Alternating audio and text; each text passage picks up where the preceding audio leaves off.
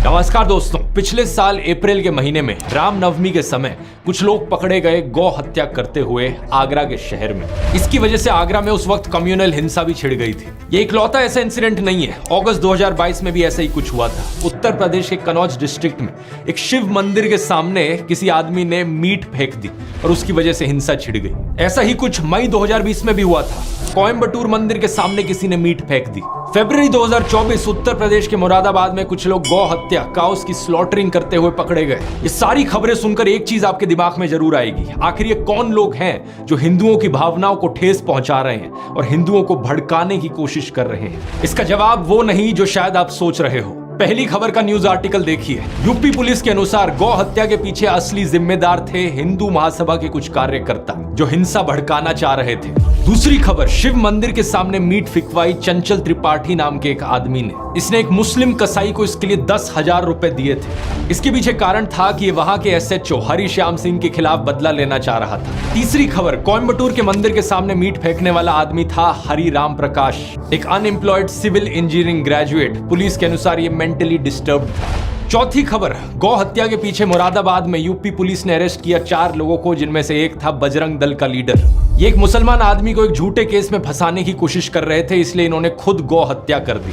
हैरानी की बात यह कि ये काम करने के लिए इन्होंने खुद एक मुस्लिम आदमी की मदद ली। इन खबरों के पीछे की सच्चाई सुनकर अगर आप हैरान हो रहे हो तो आराम से बैठ जाओ। अगले आधे घंटे में जो मैं सुनाने वाला हूं, अपनी आंखें और कान खोलकर ध्यान से सुनना। हमारे देश में एक भयंकर माफिया चलाया जा रहा है व्हाट्सएप और मीडिया के जरिए, जिसका सिर्फ एक मकसद है, सभी हिंदुओं को ब्रेन वॉश करना और तानाशाह के हाथों कठपुतली बना देना। मैंने पिछले वीडियो में समझाया था दोस्तों कि कैसे किसी भी देश का कोई भी डिक्टेटर हो, वो हमेशा देश की मेजॉरिटी कम्युनिटी को अपना टारगेट बनाता है। भारत के केस में मेजॉरिटी कम्युनिटी है हम हिंदुओं की, और हमें ब्रेन वॉश करने के लिए जो व्हाट्सएप पर माफिया चल रहा है वो 4 डिपार्टमेंट्स पर काम करता है। पहला डिपार्टमेंट जो आपके अंदर गर्व और अहंकार भरता है। कहा जाता है कि आप हिंदू कितने महान हो। Specially so called upper caste हिंदुओं को एक गर्व दिया जाता है। चाहे आपने कुछ पर्सनल लाइफ में अचीव किया हो या ना किया हो, आपको कहा जाता है कि आप महान हो क्योंकि आप इस जात, इस धर्म में पैदा हुए हो। हिंदू धर्म में जिस व्यक्ति का जन्म होता है वो व्यक्ति बहुत ही भाग्यशाली होता है।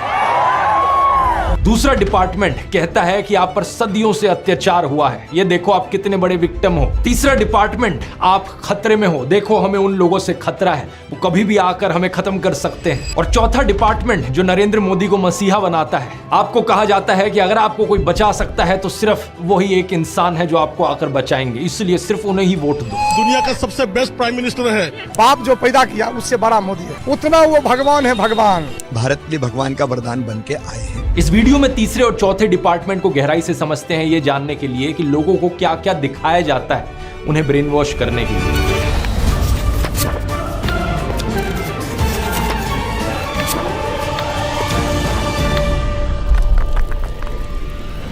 दुनिया भर पर नजर डालें दोस्तों तो डिक्टेटर्स कई देशों में देखे गए हैं, चाहे ये पाकिस्तान हो, जर्मनी हो, चिली हो या रवांडा हो, लेकिन सभी डिक्टेटर्स के द्वारा टारगेट हमेशा मेजॉरिटी कम्युनिटी को किया जाता है। पाकिस्तान के देश में सुन्नी मुस्लिम्स मेजॉरिटी में है, तो उन्हें ब्रेन वॉश करने के लिए झूठी खबरें फैलाई गई कि कैसे देश की बाकी माइनॉरिटीज उनके लिए खतरा बन रही हैं। हिंदू, क्रिश्चियन, सिख, शिया मुस्लिम्स, अहमदिया मुस्लिम्स या फिर सूफी मुस्लिम्स ही क्यों ना हो। 2021 में BBC ने वीडियो रिपोर्ट अपलोड करी थी जिसमें दिखाया गया कि पाकिस्तान की स्कूल की किताबों में कैसा नफरतखोर प्रोपेगेंडा मौजूद है, जिसके जरिए बच्चों के दिमाग में जहर डाला जाता है। उन्हें ये कहानियां सुनाई जाती हैं कि कैसे हिंदूज और सिख्स ने लाखों औरतों बच्चों को मार दिया। मेरे पास मुताला पाकिस्तान बुक है और ये 11वीं और 12वीं जमात के लिए है। पेज नंबर 33 पे ये लिखा हुआ है, इंसानियत दुश्मन हिंदुओं और सिखों ने हज़ारों बल्कि लाखों औरतों, बच्चों, बूढ़ों और जवानों की इंतहाई बेदर्दगी और संगदिली से कत्ल किया और बेआबरू किया। और इतना ही नहीं, यहूदियों को भी इस्लाम का दुश्मन बताया जाता है। इसके अलावा इस 2016 की रिपोर्ट को देखो या फिर इस 2021 की रिपोर्ट को देखो, जिसमें बताया जा रहा है कि कैसे अहमदिया मुसलमानों के खिलाफ भी हेट स्पीच देखने को मिलती है पाकिस्तान में। इस सब नफरत का नतीजा ये हुआ है कि पाकिस्तान आज के दिन बहुत ही बुरी हालत में है।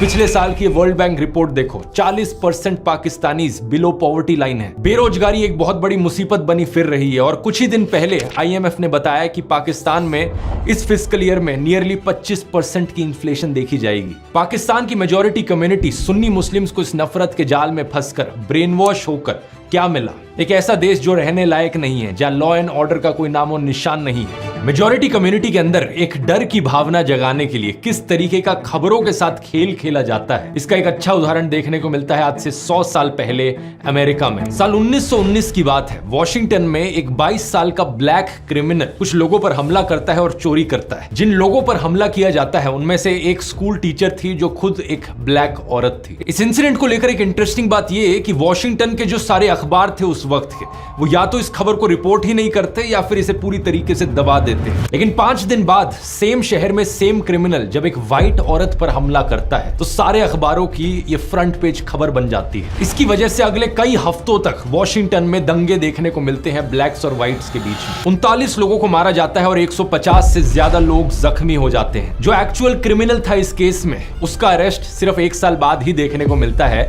जब वो कोई एक नई चोरी करता है। वॉशिंगटन पोस्ट जो उस वक्त भी एक अखबार था, वो 100 साल बाद 2019 में उस इंसिडेंट को लेकर खेद जताता है। आर्टिकल में लिखता है कि उन्हें रिग्रेट है अपने रेशियल पास्ट को लेकर। आज दोस्तों ऐसी ही कहानियां हमारे देश में दोहराई जा रही हैं। कुछ महीने पहले आपने एक खबर सुनी होगी श्रद्धा वालकर की, एक हिंदू औरत जिसे बहुत ही बेरहमी से मार दिया गया उसके मुस्लिम बॉयफ्रेंड आफ्ताब अमीन पूनावाला के द्वारा। शॉकिंग बात यह थी कि इसमें इसकी बॉडी को काट कर फ्रिज में रखा था, लेकिन हमारे गोदी मीडिया ने इस एक इंसिडेंट का इस्तेमाल किया सभी मुसलमानों के खिलाफ नफरत फैलाने के लिए। इसकी वजह से national broadcasting and digital standards authority NBDSA ने 50,000 रुपए का फाइन लगा दिया मुकेश अंबानी के चैनल न्यूज 18 पर। 4 शोज जिन्हें एंकर किया गया था अमीश देवगन और अमन चोपड़ा के द्वारा, इन्होंने नफरत फैलाई थी। 1 लाख रुपए का फाइन टाइम्स नाउ नव भारत पर भी लगाया गया इसी चीज को लेकर। इस इंसिडेंट का इस्तेमाल करके सोशल मीडिया पर भी भरपूर तरीके से नफरत फैलाई गई। एक गोदी इन्फ्लुएंसर ने बॉलीवुड एक्ट्रेस सोनाक्षी सिन्हा की फोटो अपलोड करी उनके मुस्लिम दोस्त के साथ। श्रद्धा की खबर को देखते हुए शत्रुघ्न सिन्हा ने दहेज की लिस्ट से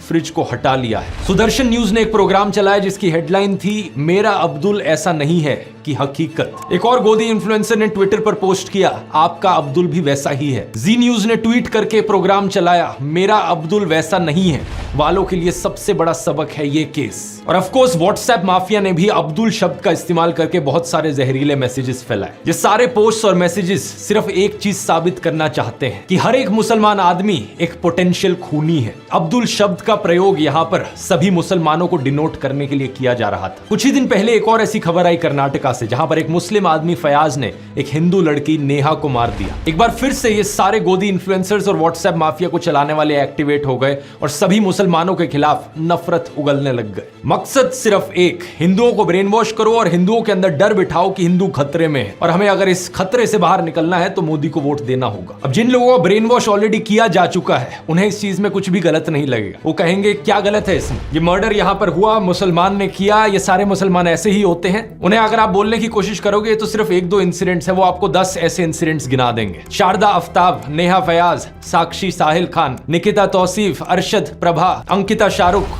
रितिका सईद, मानसी दीक्षित, मुजम्मिल, इन सभी केसेस की लिस्ट सुनाने के बाद ये आपसे कहेंगे ये देखो कहा था ना मैंने, ये सारे मुसलमान ऐसे ही होते हैं, ये सारे के सारे पोटेंशियली खूनी होते हैं। क्या है इसके पीछे का सच, इस खबर को देखो। श्रद्धा वालकर के केस के 2 हफ्ते बाद एक और केस हुआ था पांडव नगर में। अंजन दास नाम के एक आदमी को उनकी पत्नी पूनम के द्वारा मार दिया गया और श्रद्धा के केस की तरह उसकी भी बॉडी को काट कर फ्रिज में स्टोर किया गया। इतना ही नहीं, इसके 3 महीने बाद इस खबर को देखिए। नजफगढ़ के पास मित्राऊ गांव में साहिल गहलोत ने अपनी live in partner Nikki Yadav को मार दिया। मारने के बाद उसकी बॉडी को अपने ढाबा में फ्रिज में रखा। सेम दिन उसने एक शादी भी कर ली। इन दोनों केसेस की डिटेल्स बिल्कुल वही श्रद्धा आफ्ताब केस वाली डिटेल्स हैं। सिर्फ एक फर्क है, इन दोनों केसेस में कोई हिंदू मुस्लिम का एंगल नहीं है जैसा उस वाले में। इसलिए आपने इन खबरों के बारे में कहीं सुना ही नहीं होगा और ना ही मीडिया वालों ने इस खबर को चलाया होगा। इस रिपोर्ट को देखिए। बिहार के वैशाली डिस्ट्रिक्ट में अमन कुमार सिंह ने एक 17 साल की लड़की सोनम परवीन को मार डाला। हिंदू लड़का मुस्लिम लड़की, इसलिए गोदी मीडिया इसकी बात करेगा ही नहीं। न्यूज 18 हिंदी की वेबसाइट पर एक खबर जरूर छपी, लेकिन इन्होंने लड़के का नाम नहीं लिखा। बस ये लिखा कि हत्या के पीछे प्रेम प्रसंग की आशंका जताई जा रही है। यूपी के शामली डिस्ट्रिक्ट से इस खबर को देखिए। नाइमा उर्फ ईशा अपने घर से भाग गई गई और एक लव मैरिज करी अंशु के साथ। अंशु एक शार्प एज हथियार से ईशा पर हमला करता है और इसे मारने के बाद उसकी बॉडी कुएं में फेंक देता है। वहां के एसपी ने इंटरोगेशन के बाद बताया कि हस्बैंड अंशु ने अपना गुनाह कबूल किया। रसूलपुर गांव की इस न्यूज रिपोर्ट को देखिए।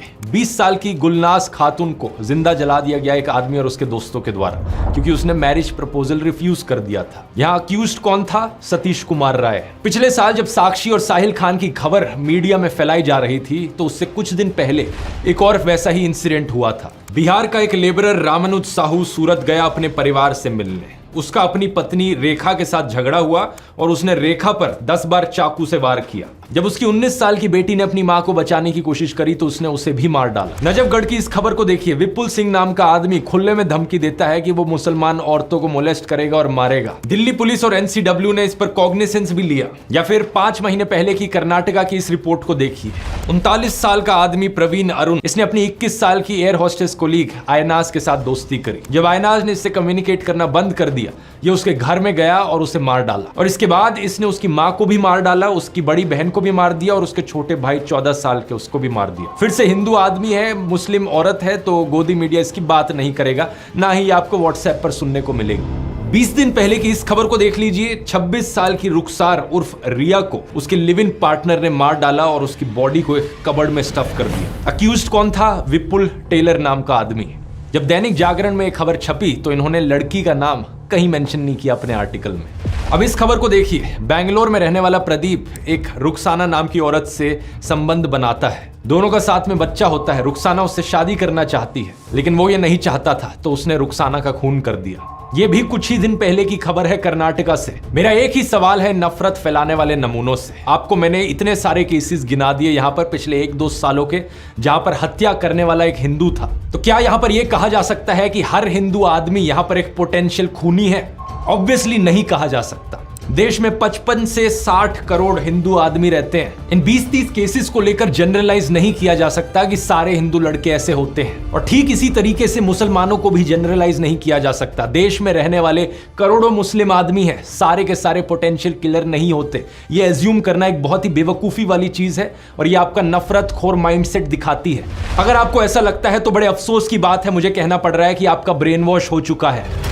एनसीआरबी की रिपोर्ट क्राइम इन इंडिया 2022 के अनुसार देश में 4.5 लाख क्राइम्स हुए हैं औरतों के खिलाफ इस 2022 के साल में। इन 4.5 लाख क्राइम्स में से 28,522 एफआईआर्स दर्ज कराई गई मर्डर की, जिनमें से 8,125 फीमेल्स थी।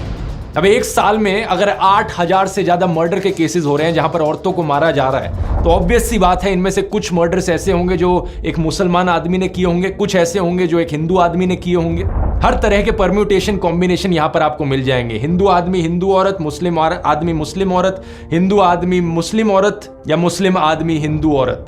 और सिर्फ हिंदू मुस्लिम ही नहीं, सभी धर्मों के आपको कॉम्बिनेशन मिल जाएंगे, क्योंकि 8,000 यहां पर बहुत बड़ा नंबर होता है। प्रॉब्लम यह है कि जिन लोगों का ब्रेन वॉश हो चुका है उनकी आवाज सिर्फ तब निकलती है जब उन्हें दिखता है कि हत्या करने वाला एक मुस्लिम आदमी था और जिसकी हत्या हुई वो एक हिंदू औरत थी। लेकिन इन सब लोगों के मुंह पर चुप्पी लग जाती है जब दिखता है कि यहाँ एक हिंदू औरत को हिंदू आदमी के द्वारा मारा गया, या फिर एक मुस्लिम औरत को हिंदू आदमी के द्वारा मारा गया। किसी भी नॉर्मल इंसान में अगर इंसानियत है तो वो इन सभी केसेस के खिलाफ आवाज उठाएगा जहां जहां औरतों का अत्याचार हो रहा है। कोई भी सेंसिबल आदमी यहां पर कहेगा सरकार को कि यहां सारे क्राइम्स को क्यों नहीं रोका जाता जो सारी औरतों के खिलाफ हो रहे हैं। असलियत में सॉल्यूशन ढूंढने की जरूरत है इस चीज को लेकर। ऐसा तो होगा नहीं कि पुलिस एक एरिया को सेफ बनाएगी सिर्फ हिंदू औरतों के लिए और मुस्लिम औरतों के लिए वो एरिया अनसेफ रहेगा। अगर किसी एरिया को सेफ बनाना है तो सभी औरतों के लिए वो सेफ बनेगा ना। सेलेक्टिव आउटरीच इन लोगों का सबसे बड़ा हथियार है। अगर आज मैं जस्टिस की डिमांड करता हूं तो मैं नेहा के लिए भी करता हूं और रुखसाना के लिए भी करता हूं। मैं उन सभी हिंदू और मुस्लिम औरतों के लिए जस्टिस की डिमांड करता हूं जिनके खिलाफ अत्याचार हुआ है।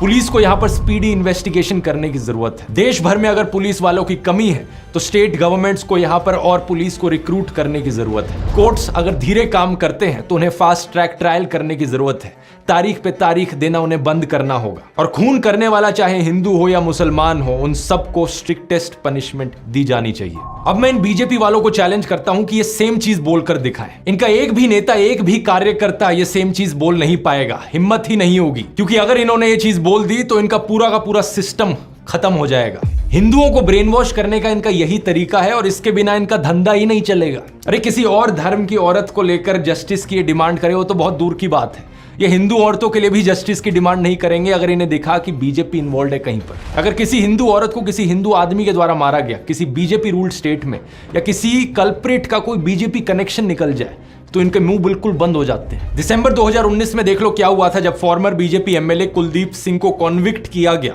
किडनैपिंग और मोलेस्टिंग के केस में। इस केस में बहुत से विटनेसेस की मौत हो गई थी और इनके कार्यकर्ताओं ने क्या किया, इनके सपोर्ट में रैली निकाली थी। विधायक जी सरासर निर्दोष हैं, उनको फंसाया जा रहा है। कुछ महीने पहले एक IIT BHU का केस हुआ जहां पर 3 अक्यूज थे, कुणाल पांडे, सक्षम पटेल और अभिषेक चौहान। ये बीजेपी IT सेल की वाराणसी यूनिट का हिस्सा थे। इन्होंने अपनी फोटोज पोस्ट करी थी JP नड्डा के साथ, अनुराग ठाकुर के साथ, UP CM आदित्यनाथ के साथ। क्या लगता है आपको यहां पर किसी हिंदू औरत की इन्हें चिंता थी? बिल्कुल नहीं थी, क्योंकि इस केस में इनके खुद के लोगों पर आरोप लगा था बलात्कारी का। उत्तराखंड का ये केस देख लो, 19 साल की अंकिता भंडारी का। ये एक रिजॉर्ट में काम करती थी और इस रिजॉर्ट के owner farmer BJP politician Vinod Arya के बेटे पुलकित आर्या थे। इस पर इल्जाम लगा कि इसने अंकिता को मोलेस्ट किया और उसकी हत्या कर दी। लड़की के पापा को एक से दूसरे पुलिस स्टेशन तक भागना पड़ा FIR रजिस्टर करवाने के लिए। कुछ एक्शन सिर्फ तब लिया गया जब लोकल न्यूज पोर्टल जागो उत्तराखंड में इस मर्डर को हाईलाइट किया था। लेकिन बाद में पता है क्या हुआ, इस न्यूज पोर्टल के जर्नलिस्ट आशुतोष नेगी को ही पुलिस अरेस्ट कर लेती है, ये कहकर कि इसके इंटेंशंस पर हमें शक होता है। अंकिता भी हिंदू थी, लेकिन क्या व्हाट्सएप पर आपने इस मैसेज को पढ़ा? कभी नहीं पढ़ा होगा, क्योंकि इनका माफिया चल रहा है। श्रद्धा वालकर के केस में तो मुस्लिम ऑर्गेनाइजेशन जमात इस्लामी हिंद ने उसे कंडेम भी किया और किलर को लेकर हार्शेस्ट पनिशमेंट भी मांगी। नेहा फयाज के केस में अंजुमन इस्लाम कम्युनिटी के मेंबर्स ने कर्नाटका चीफ मिनिस्टर को लेटर भी लिखा, ये कहते हुए कि हम अक्यूज्ड फयाज के खिलाफ सिवियर पनिशमेंट की मांग करते हैं। लेकिन जो व्हाट्सएप फॉरवर्ड्स आपके फोन में हर दिन हर शाम को आ रहे हैं, वो व्हाट्सएप फॉरवर्ड्स आपको ये चीजें नहीं बताएंगे, क्योंकि उनका मकसद सिर्फ आपको ब्रेन वॉश करना है। वो सिर्फ आपके दिल के अंदर डर की भावना जगाना चाहते हैं कि आपको डर लगे मुसलमानों से और फिर इस डर के मारे आकर आप मोदी को वोट दो। मुझे बड़ा बुरा लगता है कहते हुए कि हमारे देश के प्रधानमंत्री के पास भी अब और कुछ बचा नहीं है। अब उन्होंने भी अपने भाषणों में ऐसे झूठ फैलाने शुरू कर दिए हैं कि हिंदुओं के अंदर डर बैठे और डर के मारे वो उन्हें वोट करें। ये संपत्ति इकट्ठी करके किसको बांटेंगे? जिनके ज्यादा बच्चे हैं उनको बांटेंगे, घुसपैठियों को बांटेंगे।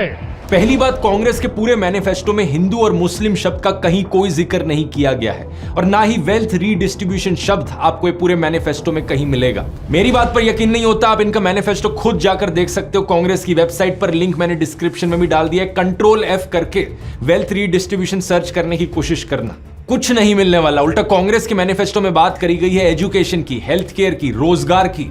इन्होंने कहा है कि ये 22 करोड़ लोगों को गरीबी से बाहर निकालेंगे, करोड़ों नौकरियां देंगे। राहुल गांधी ने अपनी स्पीच में भी ऐसा ही कहा था कि जितने रुपए नरेंद्र मोदी ने अडानी को दिए उतने रुपए ये गरीबों को देंगे, मजदूरों को, किसानों को और युवाओं को देंगे। जितना पैसा उन्होंने अरबपतियों को दिया उतना पैसा हम गरीबों को, पिछड़ों को, दलितों को, आदिवासियों को उठा के दे देंगे। दूसरी बात, प्रधानमंत्री ने बड़ी बेशर्मी से मुस्लिम्स पर वही स्टीरियोटाइप थोप दिया जो इनके व्हाट्सएप माफिया में फैलाया जाता है कि ये मुसलमान तो हमेशा ज्यादा बच्चे पैदा करते हैं। क्या प्रधानमंत्री ये खुद 5 भाई बहन नहीं है क्या? यूपी चीफ मिनिस्टर आदित्यनाथ को देख लो, उनके खुद 3 भाई और 3 बहन है। ये जो परसेप्शन बनाया जाता है कि मुसलमान ज्यादा बच्चे पैदा करते हैं, ये बिल्कुल बकवास परसेप्शन है, क्योंकि सरकारी रिपोर्ट्स को आप देखोगे तो ज्यादा बच्चे पैदा करना इसका फीमेल लिटरेसी से रिलेशन है। लक्षद्वीप में 96% लोग मुस्लिम है, लेकिन वहां की फीमेल लिटरेसी हाई है, इसलिए वहां का फर्टिलिटी रेट बहुत कम है। ऑन एवरेज लक्षद्वीप में एक औरत सिर्फ 1.4 बच्चे पैदा करती है, लेकिन देश भर में यह एवरेज 2 पर है। अब बिहार जैसी स्टेट को देख लो जहां पर फीमेल लिटरेसी सबसे कम है, इसलिए बिहार बर्थ रेट में सबसे ऊपर है।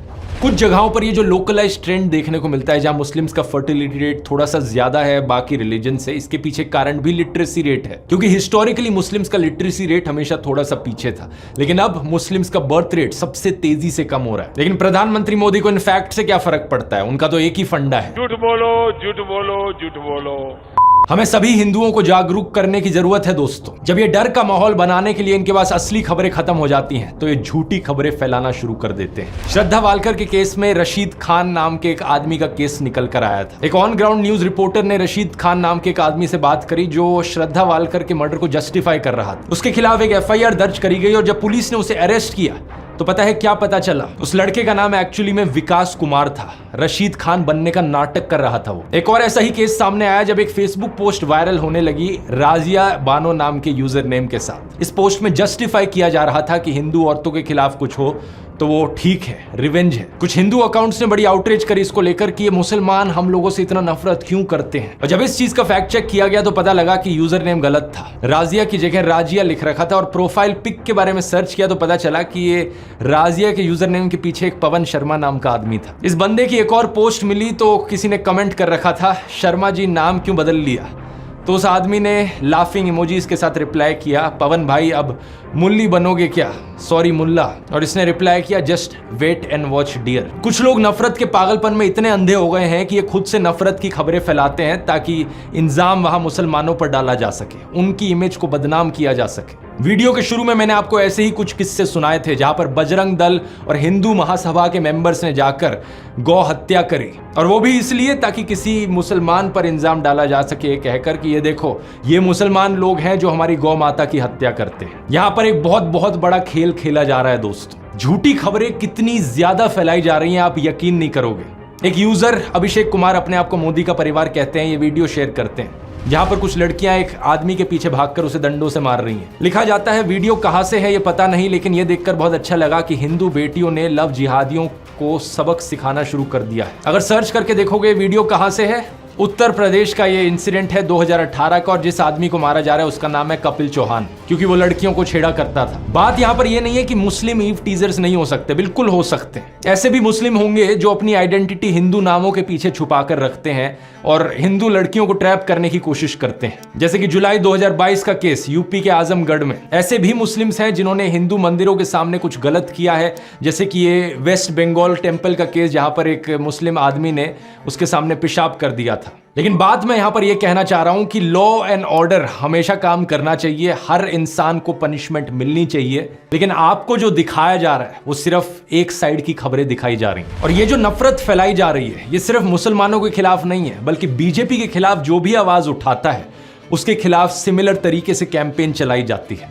एग्जाम्पल लेकर देख लो कांग्रेस का। ये खबर सुनी आपने कि कांग्रेस लीडर रशीद अलवी ने राम भक्तों को राक्षस कहकर बुलाया। सिर्फ व्हाट्सएप पर ही नहीं बल्कि इस खबर को तो कई गोदी मीडिया वालों ने भी चलाया था। After Salman Khurshid, another Congress leader sparks a row. Congress neta Alvi compares those chanting Ram Bhakts to demon. Rashid Alvi साहब ने बोला कि ये जो जय श्री राम बोलते हैं ये सब राक्षस है, लेकिन ये सरासर झूठी खबर थी। सच बात यह है कि रशीद अलवी एक्चुअली में बात कर रहे थे रामायण की, जब मेघनाथ से लड़ते हुए लक्ष्मण अनकॉन्शियस हो जाते हैं और हनुमान उनके लिए जड़ी बूटी लेकर आते हैं। रावण कुछ राक्षसों को भेजता है जो अपने आप को एक साधु की तरह डिस्गाइज कर लेते हैं, कुछ ऐसे राक्षस जो खुद जय श्री राम का नारा लगाते हैं। यही चीज उनके द्वारा कही जा रही थी कि ये कुछ लोग जो राम का नाम ले रहे हैं ये असल में राक्षस हैं साधुओं के फेज में।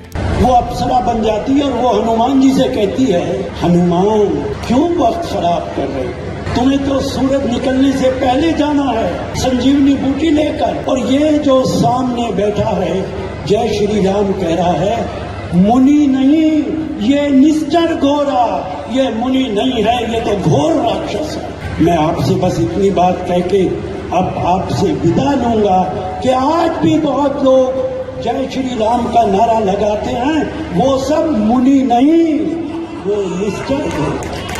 बीजेपी वाले ये बात जानते थे, लेकिन जानबूझ के इनकी स्टेटमेंट को क्लिप किया गया ये दिखाने के लिए कि कांग्रेस मुसलमानों के साथ है, हिंदुओं के खिलाफ बोलती है। रवीश कुमार के साथ भी ये चीज अक्सर करी जाती है। दिल्ली में जब दंगे भड़के थे, शाहरुख नाम के एक आदमी ने गोलियां चलाई थी। व्हाट्सएप पर एक क्लिप काट कर डाली जाती है जिसके ऊपर नीचे कैप्शन लिखा जाता है, आतंकी शाहरुख को बचाने के लिए रवीश ने बताया उसे ब्राह्मण अनुराग मिश्रा। जो ओरिजिनल अनएडिटेड वीडियो है वहां पर रवीश कुमार कह रहे हैं अभी भी जरूरत है कि पुलिस इसकी पहचान को लेकर दोबारा बोले। पुलिस साफ कहती है कि शाहरुख है, मगर आप सोशल मीडिया में देखिए अनुराग मिश्रा बताया जा रहा है। अभी भी जरूरत है कि पुलिस इसकी पहचान को लेकर दोबारा बोले। इसके बाद एक एनडीटीवी रिपोर्टर खुद पुलिस से बात करते हैं और कंफर्म करते हैं कि इस आदमी का नाम शाहरुख ही है। नाम को लेकर कोई स्पष्टीकरण आया है कि नाम क्या है?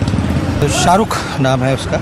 एक और झूठ फैलाया जाता है कि रवीश कुमार कभी कश्मीरी पंडितों की बात नहीं करेंगे, जबकि उन्होंने कई बार एपिसोड्स बनाए हैं कश्मीरी पंडित पर, 12 साल पहले से लेकर एज रिसेंट एज 3 महीने पहले। लेकिन क्या फर्क पड़ता है, व्हाट्सएप पर जब लोगों को ब्रेन वॉश करना है तो उसके लिए कुछ भी बोल दो। एक और एक्यूजेशन जो इनके खिलाफ उठाई जाती है कि ये कभी कांग्रेस के खिलाफ नहीं बोलते, लेकिन 2014 से पहले की इनकी ये क्लिप देखो, कई रिपोर्ट्स मिल जाएंगी जब ये मनमोहन सिंह की सरकार के खिलाफ आवाज उठा रहे हैं। पिछले अगस्त में अयाज झांसवी के शेर से जवाब दिया था, तब कोयला घोटाले के आरोपों की आंच उनकी सरकार पर आ रही थी। 7 महीने बाद मनमोहन सिंह ने उन सवालों का जवाब दिया या अपनी आबरू के लिए खामोशी तोड़ी है। एस्बेस्टस के इसी तरह के हजारों कमरे गांव की जमीन पर बना दिए गए और मजदूरों को बोरी में आलू की तरह इनमें ठूंस कर रख दिया गया। अब मेरे खिलाफ भी ये लोग ऐसे ही झूठ फैलाते हैं। इस व्हाट्सएप मैसेज को देखो, पता नहीं कितनी बार इन्होंने इस व्हाट्सएप मैसेज को अपने ग्रुप्स पे बार बार फॉरवर्ड किया है। लिखते हैं कि मैं एक हिंदू ही नहीं हूं, मेरा नाम ध्रुव राठी नहीं है, मेरा असली नाम है बदरू रशीद।